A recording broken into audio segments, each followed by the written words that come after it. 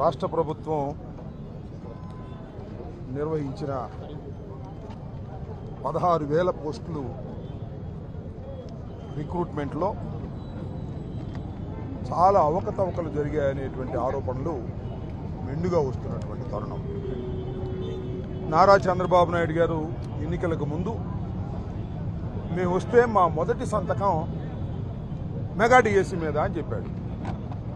2 సంవత్సరాల తర్వాత మెగా డిఎస్సిలో 16,000 పోస్టులను ఫిలప్ చేయడానికి పరీక్షలు నిర్వహించారు. ఇది మెగా డిఎస్సి అని అందరూ అంటుంటే అది పెద్ద డగా డిఎస్సి అని ప్రజలు, నిరుద్యోగులు, అటెండ్ అయినటువంటి వారు కూడా అంటున్నటువంటి తరుణం. అసలు ఎందుకు ఈ మెగా డిఎస్సి దగా డిఎస్సి అయింది, ఏమిటి ఆరోపణలు, ఒకటి మనం పరిశీలిద్దాం. నెంబర్ 1, కృష్ణా జిల్లాలో ఫస్ట్ ర్యాంక్ వచ్చిన అతను పేపర్ లోడింగ్లో ఉన్నాడట. నవీన్ అనే అతను ఎలా అలా పరీక్షల్లో భాగస్వామ్యమైన వ్యక్తికి ఎలా మొదటి ర్యాంక్ వచ్చిందనేది ఒక ప్రశ్న. పోనీ మొదటి ర్యాంక్ వస్తే అతను ఉద్యోగం ఇచ్చారా? ఇవ్వాల. బండారం బయటపడితే ఉద్యోగం ఆపారు. ఆపితే అతను ఊరుకున్నాడా? ఊరుకోలా. అతను హైకోర్టుకి వెళ్ళాడు. హైకోర్టు చివాట్లు పెట్టింది. ఏంటిది అంటున్నా. ఇది అవకతవక కాదా చెప్పాలి ముఖ్యమంత్రి గారు. సరే, ముఖ్యమంత్రి గారికి ఏం సంబంధం అని అంతా మన లోకేష్ బాబు గారు చూస్తున్నాడు అంటే లోకేష్ బాబు గారు దీనికి సమాధానం చెప్పాలి.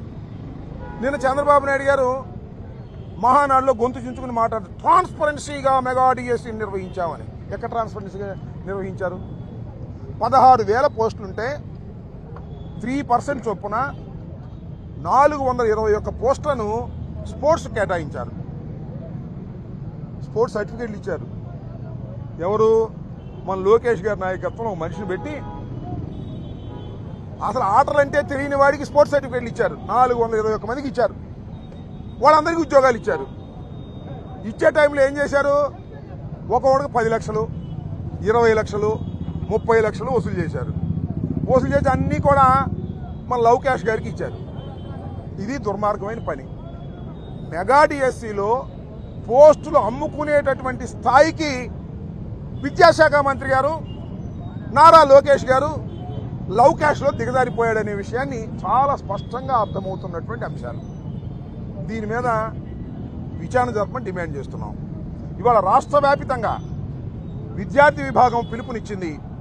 మన గుంటూరు జిల్లాకు చెందినటువంటి చైతన్య రాష్ట్ర అధ్యక్షులు, అదేవిధంగా మన జిల్లాకు చెందినటువంటి నవీన్, వినోద్, వీళ్ళందరూ కలిసి పిలుపునిస్తే భారీ ఎత్తున అంబేద్కర్ విగ్రహం దగ్గర మేము నిరసన చెప్పాం. అయ్యా, మా వాళ్ళంతా అడుగుతున్నారు, అయ్యా విద్యాశాఖ మంత్రి లవ్ క్యాష్ రాజా రాజీనామా చేయి రాజా అన్నాడు. ఏమైనా చేస్తాడు కానీ రాజీనామా చేస్తాడా? అయ్యే పనేనా అది? అయ్యా నువ్వు రాజీనామా చేయొద్దు, కాసేపు అనుకుందాం.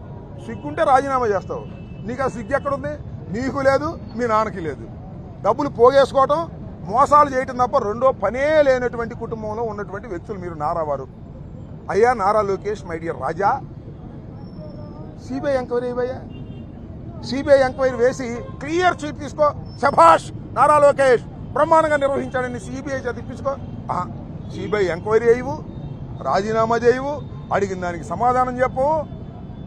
డబ్బులు మాత్రం వసూలు చేసుకుంటావు. చివరికి డిఎస్సి ఎగ్జామ్స్ కూడా స్పోర్ట్స్ సర్టిఫికేట్లు అమ్ముకునేటటువంటి కార్యక్రమం చేస్తున్నావు. ఇది చాలా దుర్మార్గమైనటువంటి విషయం. మిస్టర్ నారా లోకేష్, ఇప్పటికైనా తెలుసుకో. నువ్వు చేస్తున్నటువంటి అడ్మినిస్ట్రేషన్ అంతా కూడా దౌర్భాగ్యంగా ఉంది. నీ శాఖనే నువ్వు సరిగా నిర్వహించలేనటువంటి దుస్థితిలో నువ్వు ఉన్నావు. దీనికి సమాధానం చెప్పాలని మేము కోరుతున్నాం. తక్షణమే మేము చేసేటటువంటి డిమాండ్స్, వైఎస్ఆర్ కాంగ్రెస్ పార్టీ విద్యార్థి విభాగం ఇవాళ ఈ పెద్ద ఎత్తున జరిగేటటువంటి నిరసన కార్యక్రమంలో వారు డిమాండ్ చేస్తుంది ఒకటే, నేను రాజీనామా చేయమని. సస్తే చేయు, నాకు తెలుసు. కానీ నువ్వు సిబిఐ ఎంక్వైరీ అయ్యా రాజా. రాజీనామా అంటే నీ ఉద్యోగం పోద్ది. సిబిఐ వేస్తే ఏమైంది? ఏం కాదుగా. అప్పుడు కూడా నీ ఉద్యోగం పోద్దని భయం, ఎందుకంటే అవకతవకలు ఉన్నాయి కాబట్టి. కనీసం సిబిఐ ఎంక్వైరీ వేసి దీనిలో అన్యాయం జరగలేదని ప్రజలకు అర్థమయ్యే విధంగా చెప్పాల్సిందిగా కోరుతున్నాను.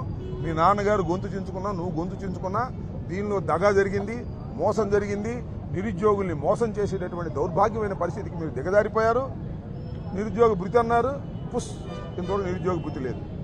అందరినీ నిరుద్యోగులందరినీ మోసం చేసేటటువంటి కార్యక్రమంలో నిమగ్నమైపోయినటువంటి తండ్రి కొడుకులు దీనికి సమాధానం చెప్పాలని సిబిఐ ఎంక్వైరీ వేసి దీని మీద విచారణ జరపాలని మేము ఈ సందర్భంగా డిమాండ్ చేస్తాం.